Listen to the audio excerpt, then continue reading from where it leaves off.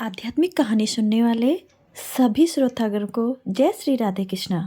आज मैं आपको जो कहानी सुनाने जा रही हूँ आप उसका आनंद लेते हैं। एक बार भगवान श्री कृष्ण की पत्नी सत्यभामा को अभिमान हो गया कि वह सबसे सुंदर है, इसलिए भगवान ने उनके कहने पर स्वर्ग से पारिजात का वृक्ष पृथ्वी पर ले आए। वह एक बार भगवान श्री कृष्ण के साथ सिंहासन पर बैठी थी। श्री कृष्ण से पूछने लगी, प्रभु, जब आपने त्रेता युग में श्री राम का अवतार लिया था, क्या सीता जी भी मुझ जैसी सुंदर थी? उनके पास में गरुड़ जी खड़े थे।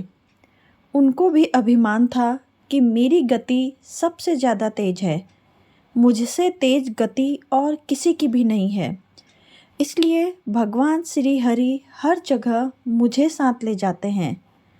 सुदर्शन चक्र को घमंड हो गया कि भगवान ने कई दुष्टों का संहार मेरे द्वारा किया। मैं भगवान का सबसे शक्तिशाली शस्त्र हूँ। भगवान श्री कृष्ण ने सोचा कि इन तीनों के अहंकार को मिटाने का समय अब नज़दीक आ गया है। तब भगवान श्री कृष्ण जी ने गरुड़ जी से कहा, जाकर हनुमान जी से कहो कि भगवान श्री राम माता सीता के साथ आपसे मिलने की प्रतीक्षा द्वारिका जी में कर रहे हैं। सत्यभामा से कहा, तुम सीता जी की तरह तैयार हो जाओ।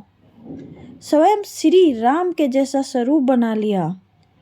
सुदर्शन चक्र से कहा, तुम दरवाजे पर पहरा दो, मेरी आज्ञा के बिना कोई अंदर ना आ पाए। गरुड़ जी हनुमान जी के पास पहुँचे और उन्हें संदेश दिया, प्रभु श्री राम माँ सीता के साथ द्वारिका जी में आपसे मिलना चाहते हैं। गरुड़ जी ने हनुमान जी से कहा, आप मेरी पीठ पर बैठ जाओ, मैं शीघ्रता से आपको पहुँचा दूंगा।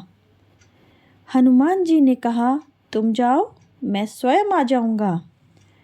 गरुड़ जी जब कृष्ण जी के पास पहुँचे तो क्या देखते हैं, हनुमान जी तो पहले से ही वहाँ विद्यमान है। गरुड़ जी का अपनी तेज गति का घमंड उसी समय टूट गया। श्री कृष्ण हनुमान जी से पूछा, हनुमान, तुम अंदर कैसे आए? द्वार पर तुमको किसी ने रोका नहीं? हनुमान जी ने कहा, प्रभु, द्वार पर सुदर्शन चक्र ने मेरा रास्ता रोकने की कोशिश की थी। आपके दर्शन में विलंब करने वाले उस चक्र को मैंने अपने मुंह में रख लिया और हनुमान जी ने सुदर्शन चक्र निकालकर प्रभु के चरणों में रख दिया और सुदर्शन चक्र का घमंड भी टूट गया। अब आई सत्यभामा की। हनुमान जी कहने लगे, आपको तो मैंने पहचान लिया। आपने द्वापर युग में श्री कृष्ण के रूप में जन्म लिया है, पर आपने सीता माता के स्थान पर किस दासी को बैठाया है? इतना सुनते ही सत्यभामा को अपनी सुंदरता पर जो घमंड था चूर चूर हो गया, जब हनुमान जी ने उनकी तुलना दासी से कर दी।